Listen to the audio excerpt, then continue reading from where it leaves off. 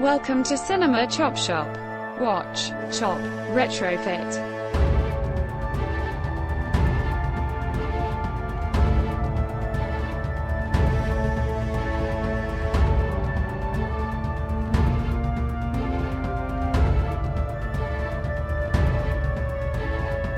We interrupt your regularly scheduled programming to bring you this important news bulletin.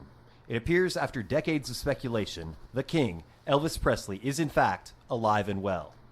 Mr. Presley, thank you for being with us. Uh-huh. And I just have to ask you a question that I believe is on everybody's minds. Where have you been hiding for the past 48 some odd years? I've been running a clam stand down in Opelika, Alabama. Down in Alabama, okay. And so you recently celebrated a birthday, correct? Your 90th birthday. How did you celebrate? I ate a peanut butter and banana sandwich. A peanut butter and nanner sandwich. All right.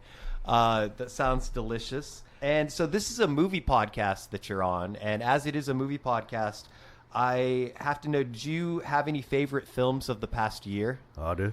And what were those? Madam Web. Madam Web, all right. No comment. All right. And then speaking of actresses, what are your thoughts so far on the acting career of your granddaughter, Riley Keough? I think she's doing just fine. She could sing a little bit more. She should probably sing more, okay. And then as someone who was around during the Nixon administration, can you give us any advice as Americans who are about to live through a second Trump presidency? You got to hold on. All right, very good. And we'll take that advice to heart. And we won't keep you much longer. Just one final question. What was Anne Margaret really like? Oh, that was a real crazy bitch. All right. But this is not a Living Legends podcast. No, it's Cinema Chop Shop. It's a movie podcast where we talk about movies and such. And as you might have intuited, in celebration of his recent 90th birthday at the date of this recording, we're doing Elvis movies. And I am very happy to be joined by a full panel on a very rough weather night. It's shaky weather here down in South Carolina. I wasn't as worried about myself as I am about other drivers out there, because we had a mild amount of sleet earlier this afternoon, and people thought it was Mad Max Fury Road out there. Yeah, it's always crazy around here, but very glad each of you made it through the treacherous elements. Joey Poole. I was going to say, when you introduced me, I was going to go, thank you very much. But then Sean did a better Elvis than me, so I'm going to go ahead now. I'm going to go off script a little bit. I know we usually wait until after the break to do this, but I'm going to unveil my on-theme beer right now because Heck yeah. I need help drinking this. Okay. And my super special on-theme beer, which I haven't drank in like 30 years, is the king of beers. Oh, shit! Since we are attributing the king tonight, Very nice. have any of y'all had a Budweiser, a Bud Heavy in recent memory? It's been I few have. years. I don't think I've had one of these in 20 years, maybe. That's wild. And we are an audio medium, but Joey did bring the biggest can. The that he tall could boy. find. It is the full 25 ounces? You know what? I'm pretty sure those tall boys Yeah, are 25 because the ounces. king, they got to add on an extra ounce to show up the Todd, rest of the king of beers. Yeah, okay. Bad pour. Sorry, my bad. There's plenty more of this to go around. I would always go with the high test Budweiser in high school because I probably mistakenly believed that it would get you drunker than Bud Light. Sean, a Budweiser for you. This Bud's for you, my friends.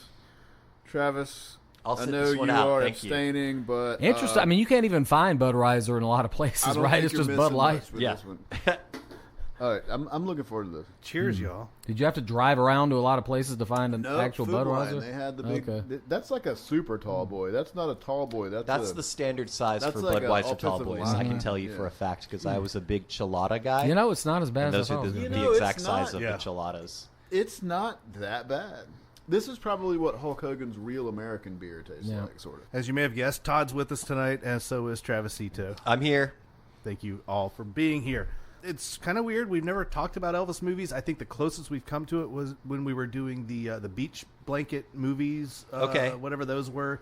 You know, the late 60s, early 60s. I have a vague kind of, recollection of this. Yeah, those kind of films. But beyond that, we've not really touched on his career. So I thought it would be a good idea to go over a little bit of his highlights. We're not going to dig too deep into his history because everyone knows this cultural phenomenon. But other than Elvis Aaron Presley, born January 8th, 1935 in Tupelo, Mississippi. Have you ever seen his home? Anybody? It's a very modest little hovel on the side of the highway. There's really nothing to it. Anybody here been to Graceland? I have not. I have been right by Graceland. I've never been on the property, though. Okay. I haven't either. You've seen it, though. Yeah, it does exist. I'm coming for you, Riley. Yeah. His premiere film was Love Me Tender, and after that we were talking about some of his other ones. Jailhouse Rock was in his first three, as well as King Creole, which we'll talk a little bit more about later on. Elvis has the distinction. He had 17 box office top 10 films within a 10-year span, 1956 to 1965, and 17 number one singles in that same span. That's crazy. No other artist has that distinction. What would be the closest thing we have to that right now? Like somebody who's that big in movies, or as big in movies as they are in singing, or vice versa. I don't think that there's really an analog. I mean, you have pop stars and rock stars who have one-off roles here and there, but you don't really have the true dual threat like that, I don't think. Yeah, I mean, not that prolific. I mean, even Frank Sinatra, as present as he was in film, you know, his music, it was there as well, but not at this pace. I mean, this clip was insane. And we were talking before you guys got here, Todd and I, about his money-making power. Adjusted for inflation, Elvis's films grossed $2.2 billion. Oof. What about Childish Gambino? He's an actor and a He's superstar. good, but Again, he's not on that level, though. Yeah, where's Right. Where's that 10-year span where he's just cranking Where's out those the work? billions? That's what I'm saying. You have, like Justin Timberlake's been in some yeah. films, but Yeah. nothing. I mean, and he's usually not the lead though. Most of the No. time, he's like a supporting. I guess you know. David Bowie. But even then, that But you he know, was had a couple around of- when Elvis was around. but for Bowie, Bowie, film was kind of like a thing he would do from time to time. And he had a Like couple Madonna- of iconic roles, Labyrinth. I mean, Madonna had a couple of. Madonna did it, and then Yeah. she got out of it. Cher, Yeah. she kind of had her thing. Bette Midler was there, but then her music wasn't there at the same time. So it's just that 1-2 punch was unheard of. The perfect storm. Lady Gaga might be the closest. Okay. Yeah, in terms of current recognizability, but in terms of success and frequency, Not anywhere close, not yeah, even close. Also, she took a bump down after Joker, too. Ooh, boy, did she! Is it that bad, though? It's real bad. Is it? Okay. Some other stuff, little tidbits. 1965's film "Tickle Me," it made so much money that it saved Allied artists from bankruptcy. Wow. Okay. Wow. Being able to not single-handedly, but your star power. Because you usually tickle with both hands. Yes. Elvis stated that Clam Bake was his worst film Okay. out of his body of work, and that resulted. He must not have seen Kissing Cousins. And that resulted in a change in the formula for the films that followed thereafter. That's Okay, when, so he said it contemporaneously to this stuff going yeah, on. yeah, and that's when his career shifted and he started getting more experimental roles like Charo and Flaming Star, and these films where he's not singing as much in the films.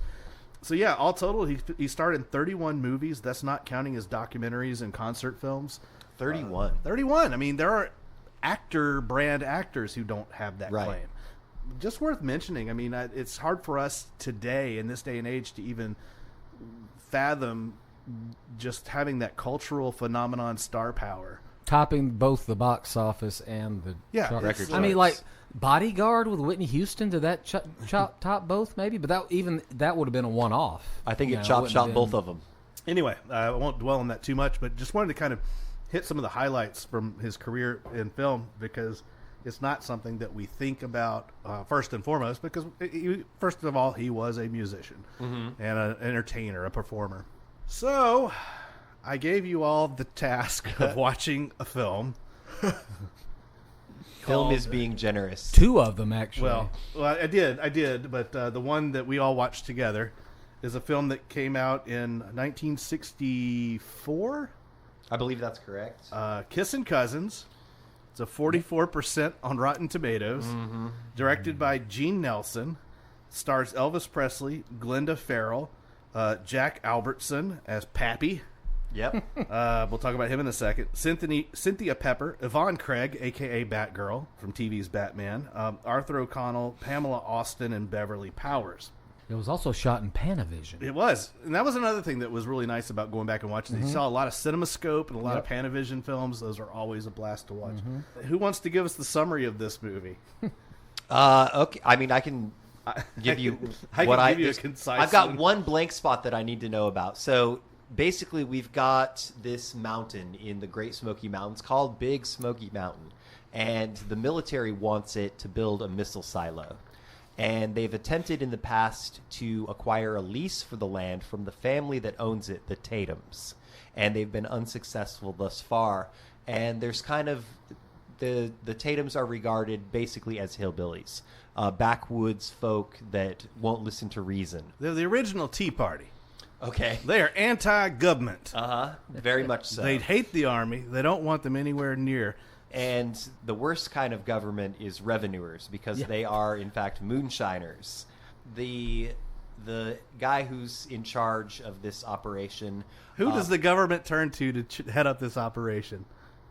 Grandpa Joe from Willy Wonka and the Chocolate Factory. Oh, shit. Okay. That's who that is. I didn't realize that. So That's Laszlo or whatever? That is... that's Jack Albertson. Jack Albertson Yep, They got Grandpa Joe out of bed and got a uniform on him, shaved the mustache, Okay. and all right. said, "You go up on that mountain." And he says, "Well, we're going to need somebody who talks hillbilly." Yes. And so they... So who do they Enter get? Elvis. whose name is Josh Morgan. Josh Morgan, and he's distantly related to the Tatums. And so, go ahead. And point of order on this one. He Yes. always says that his aunt from North Carolina married into the Tatum family. Yet somehow he Is genetically identical. Oh, we're gonna give away the big spoiler. Yeah. Yep. I'll hold on to that. Okay, so he is recruited to help seal the deal with this lease to get the missile silo on Big Smoky Mountain. They arrive, and they are Immediately shot at. and they send Elvis in, and lo and behold, These two beautiful ladies come out from behind the bushes with guns, and they say, "Jody?" yes, they believe that he is their cousin Jody. Elvis's character Josh is identical to their cousin Jody, other than the fact that Jody has blonde hair wig and different posture. He tries to affect a more hulking posture because he's a champion wrestler. By the way, none of those things they were doing were actual wrestling moves. Well, he wrestles bear. He's the champion of this mountain. Yeah, bear have a very unorthodox style. The style's way different than Roman Greco. But yeah, so Elvis tells them, he's like, "My aunt married a Tatum." Right. It's like, well, if it's your aunt, then how in the hell are you identical? Cultural context. This is hot on the heels of the Patty Duke show, where Patty Duke played identical cousins. That was the whole premise of the Okay. show. So that, and then The Parent Trap came out in like 61. So they had the technology. So they had the technology, they had the blueprint. So I guess Elvis wanted to do this. And He did another one too, though. He did a movie called Double Trouble, where there was two of him. Yep. Well, and you laugh, but this was highly influential on Mr. Jaleel White when he played Steve Urkel and Stefan Urkel. Stefan Urkel, yeah. indeed. So Elvis says, "I want to go see Pappy, but first we got to wrestle." We got to wrestle, and they do, and then we're introduced to the Kitty Hawks. Well, they come in later. Okay. First they get to Mammy's place. Pappy's out hunting for critters. Yes. And they explain to Mammy what the whole deal is about the military. Military shows up. They finally get there, and she's like, "No, we're gonna have to have Pappy in here to talk Right. about this." In the meantime, we've got several song breaks, a literal roll in the hay. Yeah, well, that's when the Kitty Hawks do come. Okay. At that point, the wild pack of hot women, just a bunch of Nels. Yes. I mean, that's all they are. They're just a bunch of big, busted, tight denim wearing, big haired. They all have the same outfit, basically. Crop top, button up. That is funny how hillbillies always are essentially communists in these movies, or aliens, where the aliens always have the silver suit with the silver boots. Hillbillies always have on the denim overalls. uniform. With their uniform, right? So Pappy does show up. He has possum pelts hanging off of his costume, and he shoos away the Kitty Hawks. He has the conversation with the military. They have them inside. They're gonna have dinner, have some grub, and Grandpa Joe is explaining to him about the whole deal about ICBMs, and this turns into a long string of BM jokes. Yeah. You see me BMing? Yeah. The government's watching me shit. I didn't see BM. You see BM? But so they do this discussion, and Pappy's like, I'm gonna have to think on it. Yeah. And at that point, that's when Elvis goes on a walk with both of the cousins, and he sings a song about having a threesome. Mm-hmm.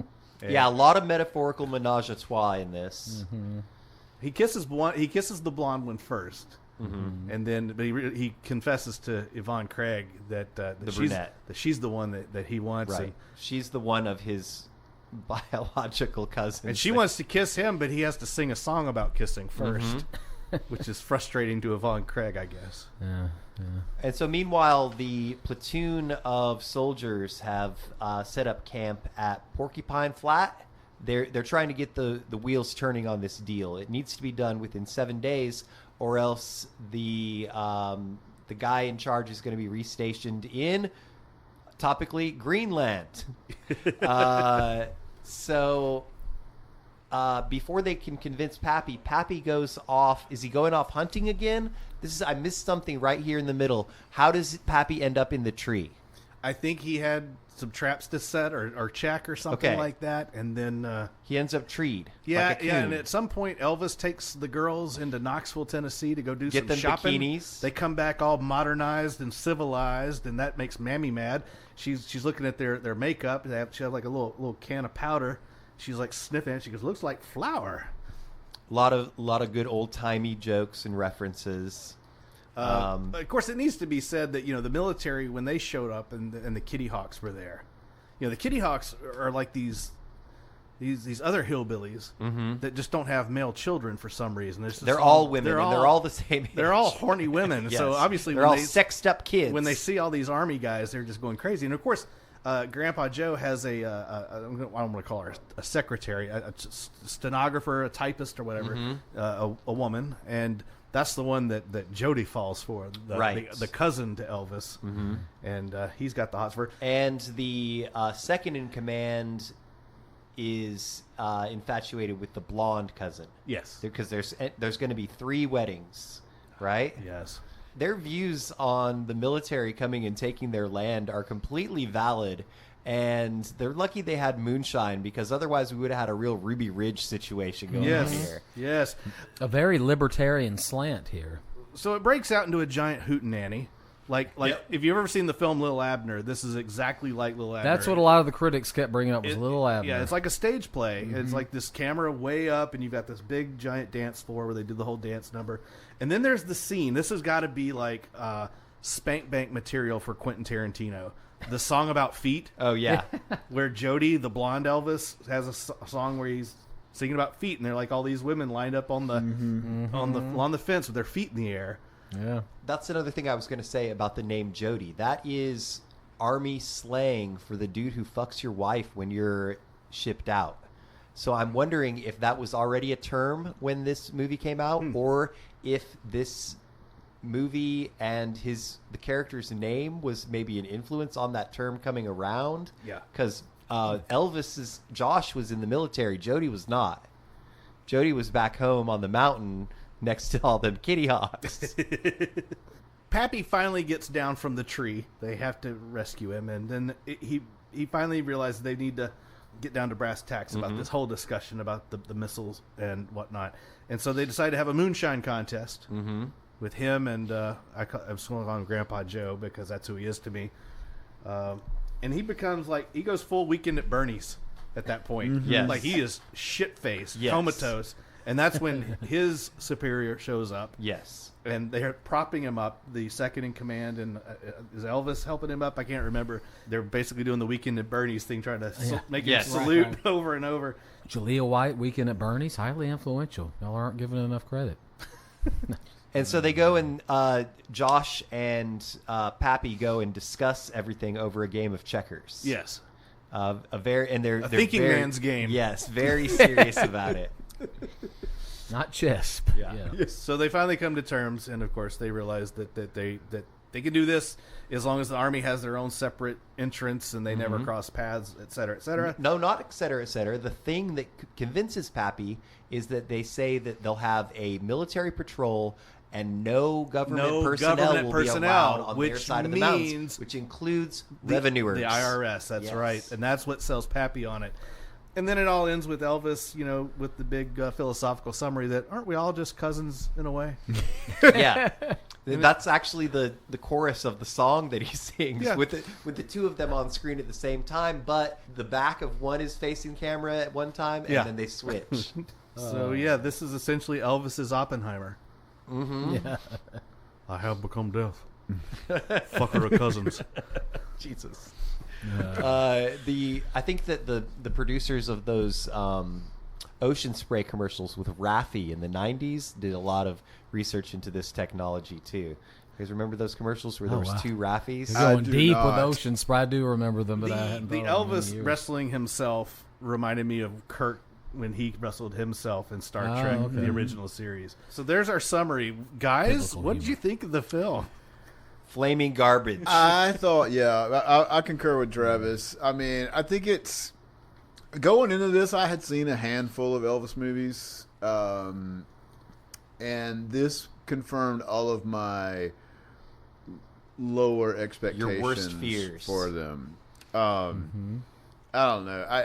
It was. I guess in one way it was very enjoyable because I didn't not enjoy watching it, but it was a flaming pile of shit. Man. Yeah, It's exactly what you would think if someone told you that we have Cold War imminent domain propaganda featuring twin Elvises and set in a hillbilly community. And the hillbillies are just, I know it's comedy, it's a goofball comedy, but they're drawn so broadly that it makes the Beverly Hillbillies look like more a sophisticated, sensitive portrayal very of a lot of Appalachian stereotypes. lifestyles. And I don't know, it was just, Not the Waltons. you can't polish a turd, man. Now, in a modern adaptation, they would be making meth up on that mountain. Speaking of the mountain, that was one of the best roles in the film. Was the San Bernardino Mountains of East Los Angeles playing the Great Smokies? That was the best role in the film, I think. Because they're on fire. They're probably on fire right now. Yeah. Exactly. I mean, who knew that the Cold War could be so horny, though? It was. That was apparently a horny mountain.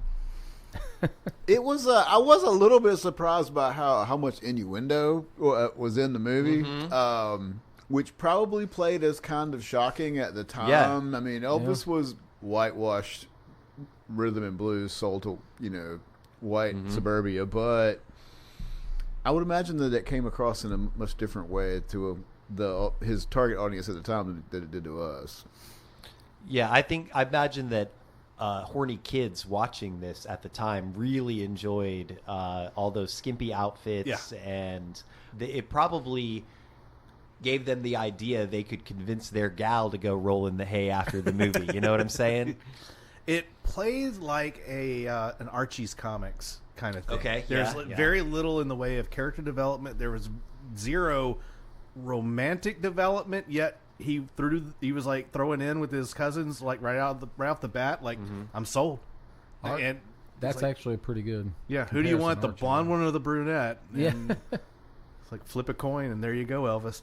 Get at it, boy. But just that the scene when Elvis comes around with that blonde wig is Oh, God. just the laugher. That's the whole reason. The to first watch time it. that shows up on screen, it's Like you've got to be shitting. Yeah. And they kind of poke fun at it too, because when Mammy sees him, she smacks him. What have you done to your hair? To be fair, though, don't you think that? Yeah, you kind of alluded to it, but don't you think they intended there to be laughs from that at least? Yeah, Or- it was a comedy. Yeah, they be weren't fair, trying. It also had vibes of Seven Brides for Seven Brothers. Yeah. if you've That ever was seen another it. one that was Yeah. from the critics. Yeah, The lead Kitty Hawk was Dorcas. Yeah. Yes. And this is just a function of it being a musical and the kind of like the falsehood of musicals. But it really just irked me that like they refer to it as like good old mountain music a couple of times, and then it like wasn't. when they start, it's like top 40 rock Yep. and roll with saxophones and shit, and it just It's not mountain like music. I don't know, it just rubbed me the wrong way. Yeah. Knowles would be offended. Yes, this was not a representation of Appalachia, that's for sure. That's the kind of mountain music you'd hear in San Bernardino instead of the Great Smokies. All right, we ready to stick a pin in in this I one would say and so. move on? Yes. I was ready about 20 minutes into the movie. Joey was very vocal on our group chat leading up to this episode about what his opinion When was. Michelle walked into the room while I was watching it, she's like, "What are you watching?" And I'm like, all I could mutter was, "It's bad." Did she do like one of the Homer Simpson meme where she just came into the room and then She backed into the hedges. I think of all the movies, I've watched a lot of really great movies for this podcast. I've watched a lot of not so great movies for this podcast. This one might have been the biggest chore Oh, wow. of any that we've watched, except for the Roger Corman episode when I watched a movie called Atlas of his. Okay. And this is, I love Roger Corman. I'm not talking shit about Roger Corman, but that movie, that one might be worse than Kissing Cousins. We had some chores in the early days of our explorations. Did we do a Razzies? Yeah, we did Razzies episode, yeah. So those were all stinkers, obviously. Yep. So what's worse? And this could be recency bias. What's worse, Kissing Cousins or Joker Folly Ado? I've not watched Joker 2. I'm the only one. I still haven't seen it. Yeah. You talked me off of it. What's worse, Joker Folly Ado or Craven the Hunter? I didn't watch that one either. It's real bad. All right, let's go ahead and take a break. We'll come back for the second half and get into our other picks, but not before we say, let's all go to the lobby. Let's all go to the lobby. Let's all go to the lobby and get ourselves some peanut butter banana sandwiches. Nanner. Nanner. Yum, yum. It's time for a tasty and refreshing snack. We promise to satisfy your hunger, your thirst, your sweet tooth. So visit our refreshment center now. Let's go. And we're back. Two of us peed in the yard. Guess who? It wasn't me. Joey, shall you kick this off? I shall. The movie that I chose was King Creole, 1958. The reason that I chose this one is because I was really wary of watching Elvis movies. Having seen a couple of them, I saw Clambake, which I recently learned from Sean that was Elvis's least favorite of his movies. I think I'd seen Jailhouse Rock. Obviously, I'd Kissing Cousins.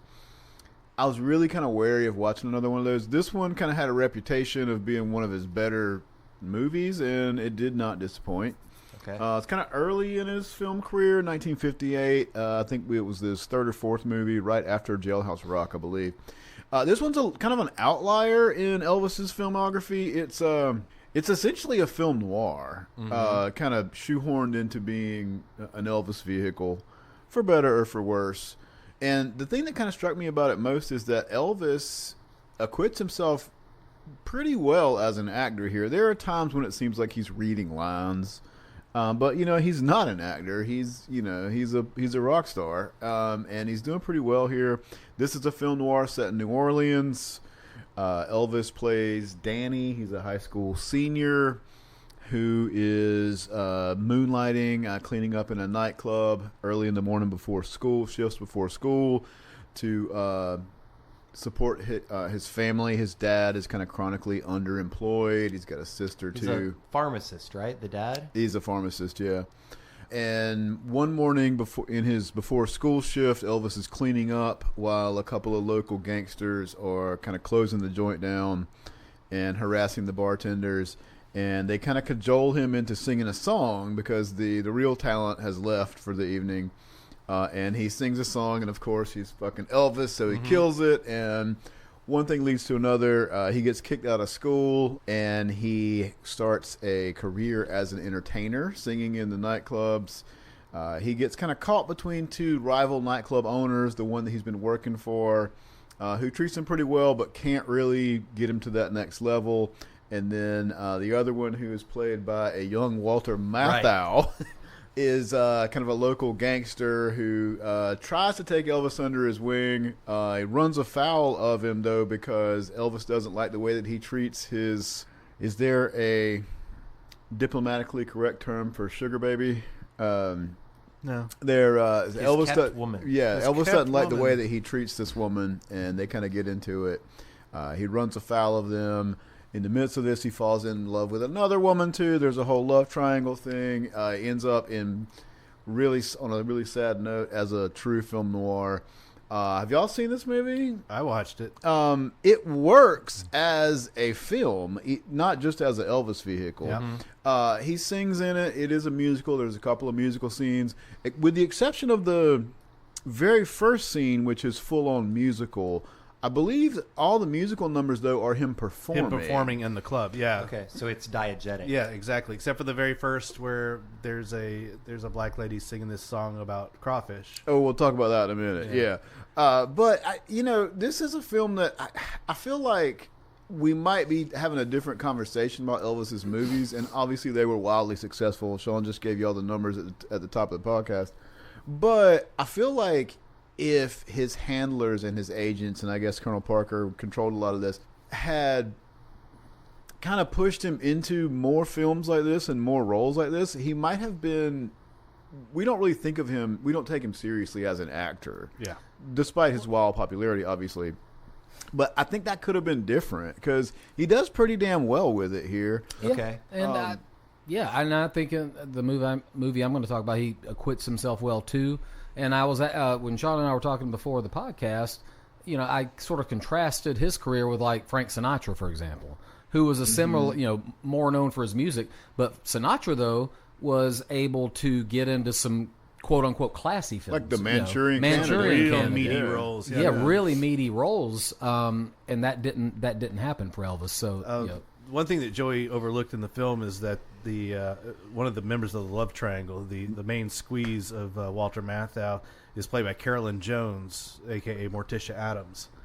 So And she is an unusual looking person when she is not dressed as Morticia Adams.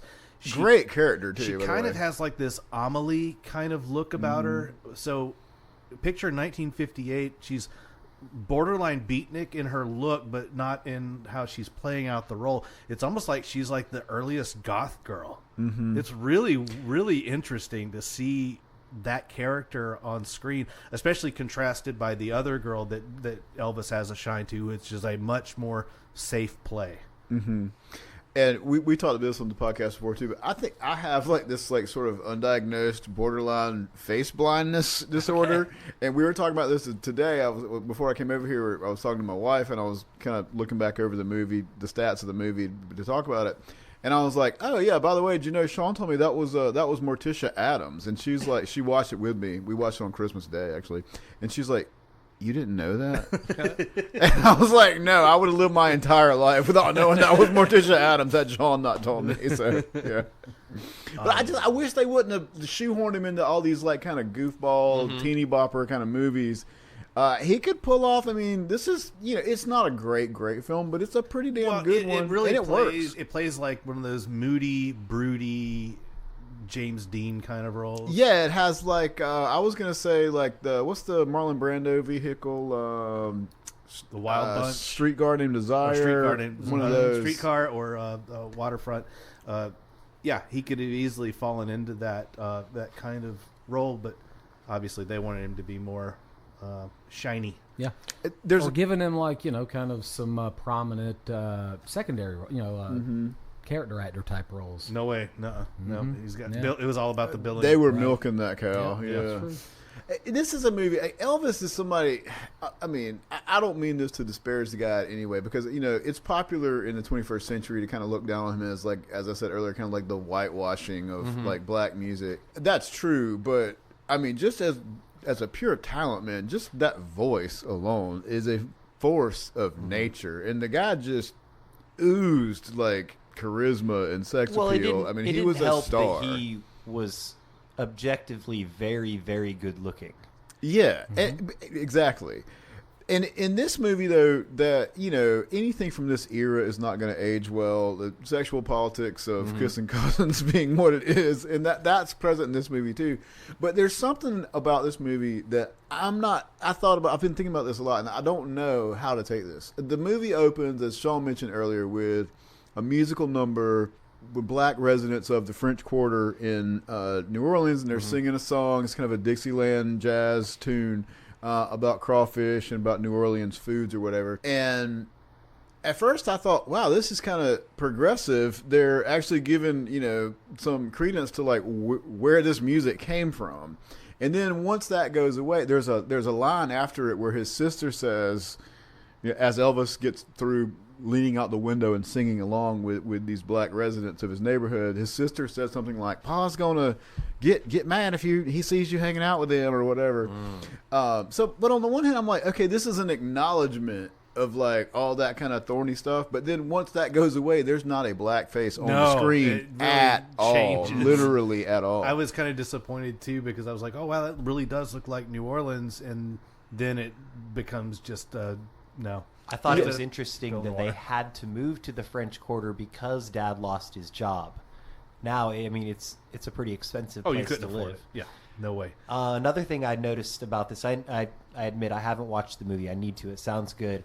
But the structure of it, especially the resolution or climax of the movie, which I won't spoil, sounds very Shakespearean, with these rivaling forces and immovable object colliding with unstoppable force, and that was just my take.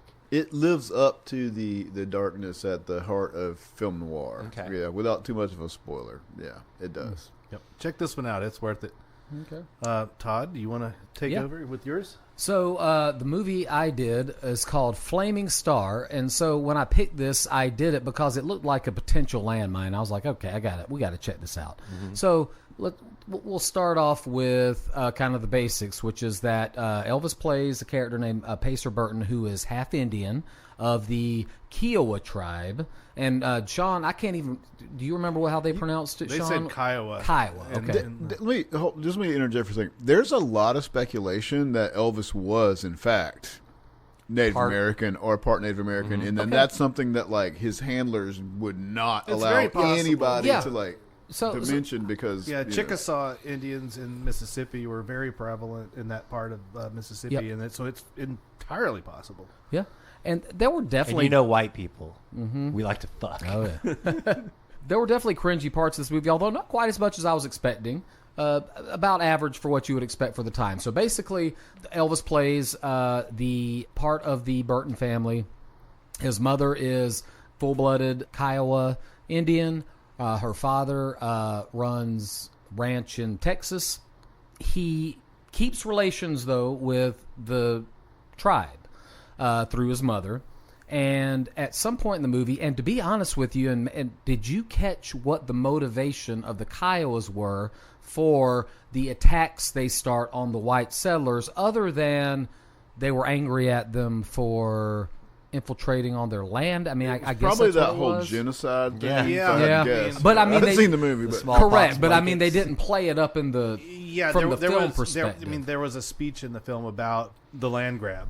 Right. But in terms of this isolated incident, no, there was never really given a motive. They just kind of started scouting the property and figuring out who they were going to pick off, and that's when they had the little standoff with that lone scout, and then ultimately the new chief. Yeah. And they kind of make the Kiowas the bad guys a little bit in that sense, in that they don't really give a clear motive. Yeah. Killing happens at the beginning of the movie by the Kiowas on one of the neighboring families, and so then as a half person, Elvis's character Pacer is caught in between, because on the that's how they set up the plot. So he is having problems deciding which side he should be on. A person of mixed heritage. Mixed heritage. There you go. That's the better way to put it. There's of course racism from the white side that he sees, which is what angers him, and but he also has good relationships with his father and his half brother, so he just feels kind of in between in the premise of the film. It's a real Last of the Mohicans situation. A little, yeah. A little bit fish out of water kind of thing. The two Indian or main or Native American characters, Kiowa characters, are played by people of Mexican American heritage, so they didn't go whiteface with those characters at least. There is some sort of stereotypical offensive portrayal of the Indians in terms of some of the dialogue. So there's one scene where Elvis ends up in an encampment of the Kiowa, and let me give you a snatch of dialogue between him, Kiowa Pacer, and you also have to imagine them doing hand gestures. That's one thing. Those of you listening, you can't see me doing this, but they make hand gestures as they're talking. The Kiowa characters do. Kiowa Pacer, is it true? Earth round like ball. White man live on all sides. Pacer says, "This is true." And then another Kiowa says, "Tell me, why men on bottom not fall off?" And then Pacer says, "I've never been there. Maybe they do." And then they have a good laugh about that. So that's an example of some of the dialogue that you see. There's definitely some poorly dated aspects of the film. However, I would say overall, and I don't want to give any way more of the plot. You kind of get the basics. But I would say overall, Elvis acquits himself pretty well in this. And it's not an awful film. Other than, for what you would expect. You're going to find that with any other correct Western it film was, of its it was time. The offensive parts were not over the top for the time. I think that the white people were just as Yeah, evil. correct. The way they treated Elvis's family, they were pretty callous and racist and hateful. Yep. So It's no worse than the portrayal of Appalachians in Kissing Cousins. Right. Yeah. Yeah. So the movie was not. When I first read the premise, I was like, "Oh, this is going to be a flaming turd of a." no, it's just a flaming star. Yep. But I think there are a couple. I think there are a couple of reasons for this that go into the production of it that I think are worth noting. Which is that a lot of the movies that we've talked about were vehicles for Elvis in order to capitalize on his, fame. Mm-hmm. This movie actually was based off of a novel called The Flaming Lance. And the original two characters, so two of the main characters, of course, are Elvis and then his half-brother. Well, the two characters originally were going to be cast as Frank Sinatra, who we mentioned earlier, and Marlon Brando. Okay. Fox Studios decided to put Elvis in it because of the success of, I believe it was Viva Las Vegas or some movie that they had done of his previous to that had made so much money. So they were like, well, let's put Elvis in this instead. Interesting to think about what the movie would have been like with Sinatra and Brando, but in any case, it wasn't originally a vehicle for him. Although once they put him in it, they were like, "Well, we have to have some musical numbers," and Fox insisted on 4 musical numbers. And to the credit of the director Don Siegel, who directed Dirty Harry, directed the original Invasion of the Body Snatchers, so a really good director. He worked with the studio on that and found logical places to put in the music rather than it just being random, popping in of music. And so there were 4 numbers that they kind of sprinkled in throughout, but at places where it was, kind of fit. Did Elvis ever make a movie where he didn't sing? Yeah. What was it? Charo was his Western. Okay. There was no singing. Wow. Mm-hmm. Yeah. And I guess maybe those two movies, Flaming Star and Charo, were the closest he got to trying to kind of be a real actor. But they were still trying to kind of make him the vehicle, but again, it wasn't built around him initially. And so Fox just wanted to say, well, we got Elvis in it, we got to have some musical numbers. And that's why, so originally the movie was called The Flaming Lance, and they were like, well, that's not going to work for a score. So how are we going to rewrite it? And then they changed it to Black Star, where the writer made up a Kiowa myth for the song.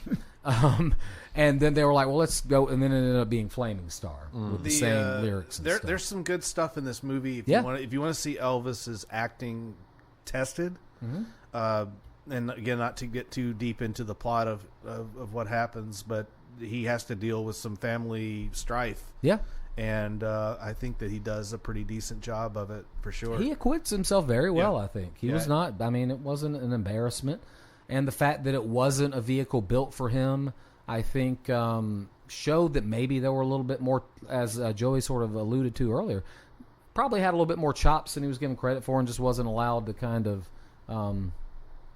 show that just because of the fact that he was just too profitable when they did build those, movies around him. But Flaming Star. Flaming Star, though, not as terrible, not a flaming turd like I thought it was going to be. All right, thank you, Travis. You've got the one of the OGs. All right, back over to me. It is going to be Jailhouse Rock, a very well-known movie from Elvis. The song even more well-known. This is from 1957. It was directed by Richard Thorpe, who is known as the original director of The Wizard of Oz in 1939. He was fired after 2 weeks of shooting because it was felt that his scenes didn't have the right air of fantasy about them. Also, notoriously, he put Dorothy in a blonde wig and kind of like seductive makeup, and was playing it as though she was like in her late teens versus like a farm girl. Anyway, this movie is starring Elvis Presley, of course, as Vince Everett, who is an ex-con who becomes a singing star. Judy Tyler as Peggy Von Alden, Peggy Von Alden, who's a music promoter who helps him get his career started after he gets out of jail, and of course becomes his lover. Now the actress, actually, she and her husband were both killed in a car crash on July 3rd, just days after production was completed and before the premiere of the film. And Presley was so devastated that he refused to watch the movie. I don't know if that means just the premiere or ever, but there you go. And also we've got Mickey Shaughnessy as Hunk Houghton, and he's Vince's cellmate, who's a former country singer, and he teaches Vince a few guitar chords while they're in the clink. So at the beginning of the movie, Vince is a construction worker, and he's in a bar, and this barfly lady approaches him because he had just bought a round of drinks, and so she's trying to get free drinks and get over on him. And her husband comes into the bar and confronts Elvis because he sees her talking to Elvis, and they get in a fight. And if you see your woman talking to Elvis, just let it go. The best thing you can do is just walk away. So they get in a fight, and the bartender yells, Vince, stop, you're going to kill him. And sure enough, he kills the dude in the bar, and he gets sentenced to 10 years in prison. So he goes to jail, and he meets his cellmate, whose name is Hunk, who's the has-been. I would not want star. a cellmate named Hunk. Right. So Hunk, though, is basically your Morgan Freeman, your Red from Shawshank Redemption. He's the fixer in the joint. He can get what you need. He's got a trunk full of cigarettes, and in Hunk fact, seems like a bad sign for how he's able to do all that. But yeah, and so you get a flaming star. Later, a fight breaks out in the mess hall, and Elvis gets hemmed up for it, and the punishment is that he's going to be lashed. And he does. He takes his punishment, and when he gets back to his cell, he finds out that Hunk had tried to bribe the guards into taking it easy on him, but he didn't have enough cigarettes. Or at least that's what he tells. This sounds a lot like Shawshank Redemption. I was going to say it sounds a lot like it could have gone the way of gay porn. Right. He teaches Elvis some chords on the guitar, and they make a prison pact that when they get out, they'll be partners, and they'll split everything 50-50. And sure enough, Elvis gets out early, and he does become a singing star. But this is actually due to a variety show they had put on. I'm skipping ahead here, sorry. While they're still in prison, the warden gets them to put on a variety show to impress the governor, I believe. And it's so popular that Elvis gets fan mail in prison, but From the other prisoners. No, but from people who have seen it, right? Yeah. And the warden doesn't allow him to receive the fan mail, because isn't it televised? Isn't the variety show televised, and that's why he gets fan mail? Yeah, that's right. Okay, so he gets out, and his career gets going, and Peggy Van Alden helps him with his career, and he's doing another variety show, and Hunk is there, and he's going to let Hunk have a part in the show, but the producers feel like his style's too outdated, so that gets cut. And then Elvis tells him, well, you know what? I found out that this contract that you basically coerced me into signing in prison is worthless. But I feel bad because you tried to bribe the guards into taking it easy on me, so I'm going to let you be in my entourage anyway. And Hunk's like, well, it's not nothing, so he goes along with it. So Vince soon becomes a star. However, Peggy no longer speaks with Vince as his success has made him arrogant. Vince signs a movie deal, and the studio head asks him to spend the day with his conceited co-star, Sherry Wilson, for publicity purposes. Sherry then falls in love with Vince after shooting a kissing scene. Of course, all it took was one kissing scene, and now she's madly in love with Vince, a.k.a. Elvis. Mr. Shores later approaches Vince with an offer from Geneva Records to purchase Laurel Records, which is the record company that he started with Peggy. Peggy refuses to sell and is devastated when Vince wants to close the deal anyway. Enraged by Vince's egotism and treatment of Peggy, Hunk starts a fight and strikes Vince in the throat. Not the throat, not the moneymaker, and endangering the latter's voice and singing ability. At the hospital, Vince forgives Hunk and realizes that he loves Peggy and that she loves him. Vince's doctor later informs him that his vocal cords are fully recovered, and in the living room, Vince tests his voice by singing to Peggy. Realizing that Vince's singing voice is intact and his worries are unfounded, the two put their arms around each other and kiss. That's Jailhouse Rock. Wow.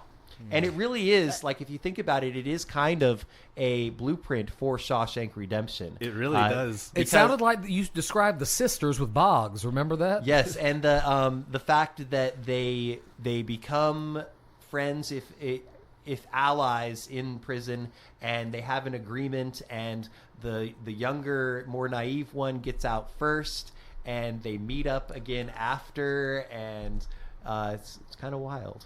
They go to Zihuatanejo. Maybe Stephen King was like, let me polish this turd up a little bit. And yeah. You know. Who directed? Was that Frank Darabont? Darabont, yeah. Shawshank? Mm-hmm. You were going to say something? I was just, this is not about the movie, but about the song Jailhouse Rock. I've always been really confused about how that song played on the airwaves all over America, and, like, it's clearly about gay sex.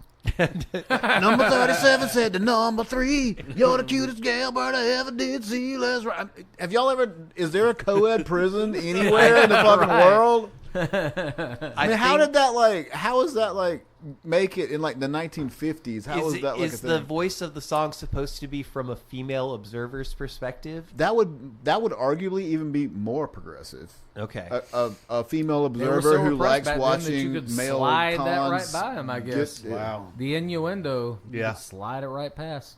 Thank you for that. Yeah, that's Jailhouse Rock. Okay, awesome. I was going to do Viva Las Vegas, which I did watch. And Anne Margaret dances like a woman possessed by the devil. Oh, I've seen that scene. I'm surprised she didn't shake a filling loose. And it plays like a tourism video for Las Vegas.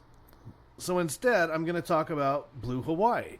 Okay. Which has a 22% on Rotten Tomatoes, and it plays like a tourism video for Hawaii. Wait, does it have a lower rating than Kissing Cousins? Yes, it does.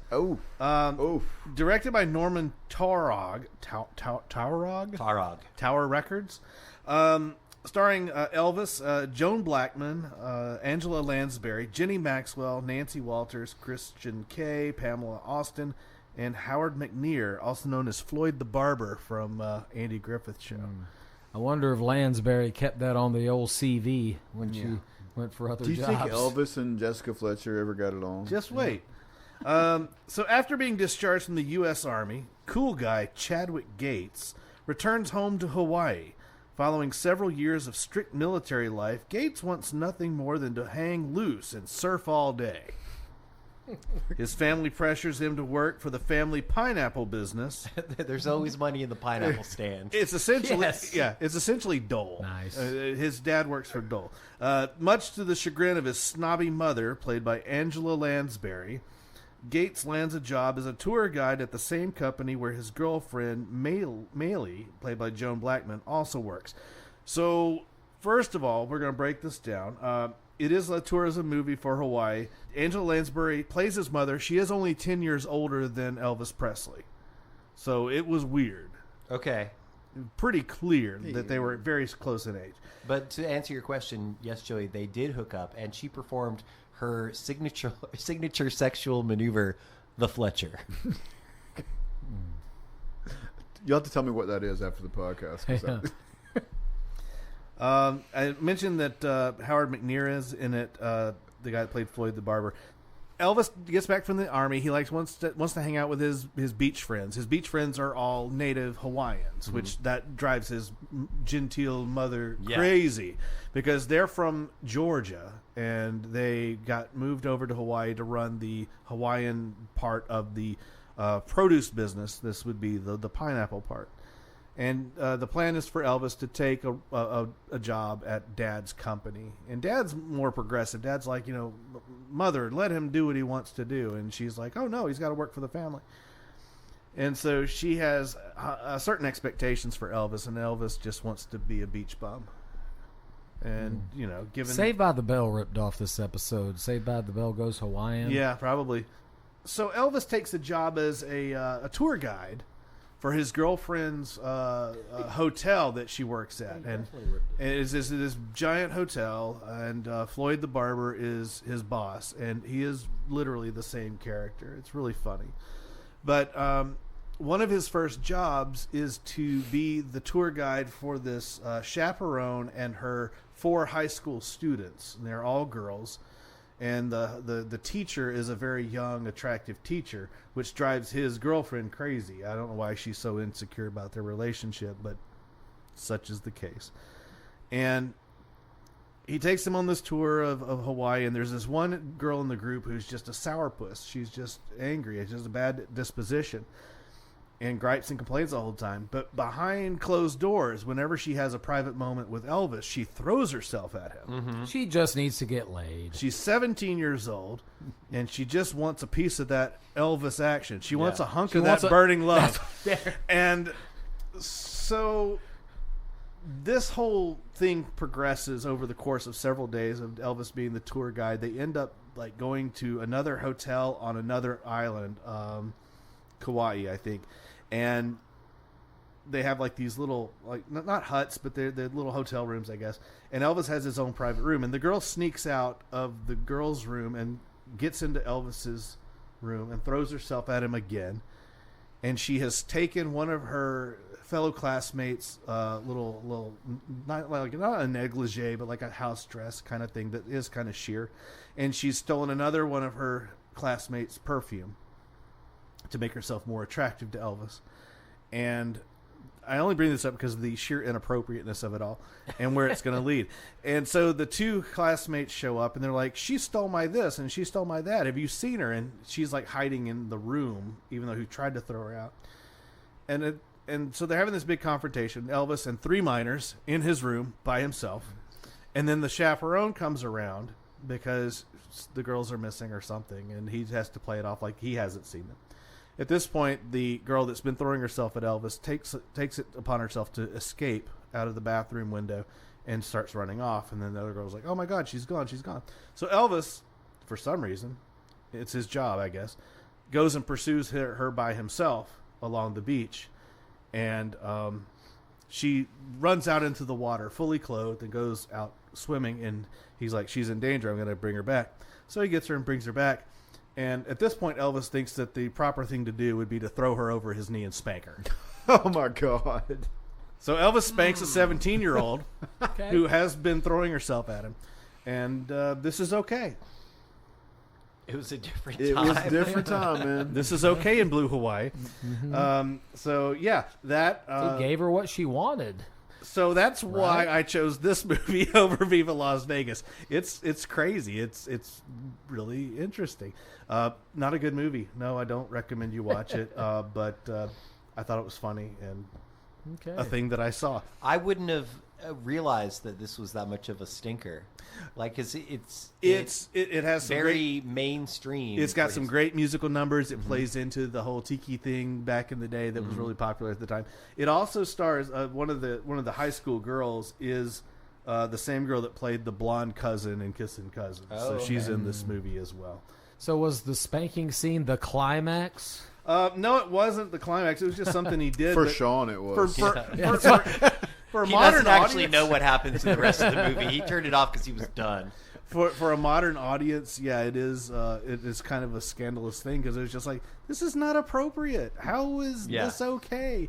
Ultimately, yeah, Elvis gets. That just makes you think people back in the 50s and 60s were so square that they didn't get innuendo. Yeah, and so Elvis ends up. I think they got it. Yeah, I think they got it. That's the There were only some way people that's the only way they could get it. So it was a different time, but Elvis made a lot of money. He made a lot of movies, and these are some of those movies. Hope you enjoyed it. Thanks. Bye. That's our Elvis episode, everybody. I'm sorry. What's your favorite era of Elvis? In terms of his movies or in terms of his... Music. Oh, okay. I don't know. I'm not familiar enough. I really like the Suspicious Minds, I think, is my favorite. I've song. gotten more into... I used to like the bluesy stuff early on, but I've gotten more into the, Lord Almighty, all that stuff. Comeback special era. Those music's kind of There's slap, I can't remember. I wish I went to look this up before the podcast, but there is a like the Sun years or something like that, and there's there's like one of those 3-disc re-releases, and there's some of the extra material has him like looser in the studio with like the Sun Records musicians, and it's a lot looser and off the cuff, and they're not just trying to churn out 45 RPM singles, and it's are they like pretty working damn together where good. they're like, hey, come there's on, banter back and forth. I wish I could remember the name of the album, but I'd heard a couple of years ago, but it kind of made me think about him a little bit differently. Maybe he wasn't like, it's more Quite as collaborative than what you exploitive. think. Even though he wasn't writing the songs per se, he was involved with how they were arranged and all that. It was looser and off the cuff and more organic. And Because to be fair, a lot of those, some of those songs are objectively great songs no matter who sings them, but some of them are just like kind of basic and they're great songs because Elvis sang them and how he performed them. I am unfortunately old enough to remember the Fat Elvis TV performances back in like 77, and they were just sweaty close-ups of a fat man trying desperately to hang on to something in a sparkly jumpsuit. Yeah. Oh yeah. I mean, I've got very distinct memories of that, and it's not a good thing. We've had 2 recent biopics. One of him, one of Priscilla. What did you guys think of those performances? I have not seen. I haven't seen either. So no. I didn't watch Priscilla, either one. It was Jacob Elordi In from- general, I'm not a biopic fan, so I usually don't watch them. Jacob Elordi from Saltburn plays him in the Priscilla one, and then Austin Butler, of course, in Baz Luhrmann's. Wait, you didn't watch either of those, Sean? Okay. Do you have which do you like? I've heard Priscilla was actually pretty good. Priscilla's a pretty good movie. That's Sofia Coppola. I think that Austin Butler's Elvis is better than, but Elvis wasn't the star of Priscilla. So. Right. Makes sense. Oh, also, I just wanted to add that when I do eventually marry Elvis's granddaughter, I'm going to be her King Keo. I'll see what Michelle has to say about that. She might have a thing or two to say. All right. That was the Elvis episode. Thank you guys for joining us. Our next episode is going to be a watch party. We will have the return of our guest Lee. And Sean's going to surprise us. It's a with surprise something. movie. Oh, okay. Travis knows what it is. I know, but I'm not going to be there. Oh, that's not fair. Well, I Travis think is you not accidentally going. leaked it to me when we had maybe. lunch. Yeah, Travis is not going to be there. So I'm going to be the only one that doesn't No, know. Lee doesn't know. Travis is not coming because there's only 4 mics, but he's already seen the film. I'm taking one for the team, guys. Oh, okay. But he so it's okay that you know. He can confirm though it is a spectacle. Okay. And if you have seen it, you'll gladly sit through it again. It'll actually be another opportunity for me to listen to and enjoy a watch party that I wasn't involved in making, which is kind of fun. And love it doing is a check-in on the Cinema Chop Shop movie challenge on Letterboxd. Hooray. So we get a free Now, can After my Travis por- count it as his if he watches it separately Sure, from if he us? wants. Yeah. But I'm there'll be kinda- other watch parties too throughout the year. Oh, We'll have a is few, yeah. is the category in the challenge to do a watch party? Number 51. Oh, okay. It just I'm already says, up to yeah, 5 Cinema thanks Chop to the Shop Elvis Watch Party category. movie. Okay, and that's not the same as the date movie. Right. We Okay. also need to, we need to think about what we're going to all go to the movies and watch Yeah, together. we'll too. figure that out. Please rate, review, and subscribe. We are Cinema Chop Shop on all social medias. We are Cinema Chop Shop Podcast on YouTube. Finally, back again. Please be kind. Tell your friends that you love them. Do nice things for nice people, or do nice things for mean people. See how they react. It would be cool to fuck with them. Kill them with kindness. Yeah. And please remember to watch, Shop, And retrofit. Uh-huh.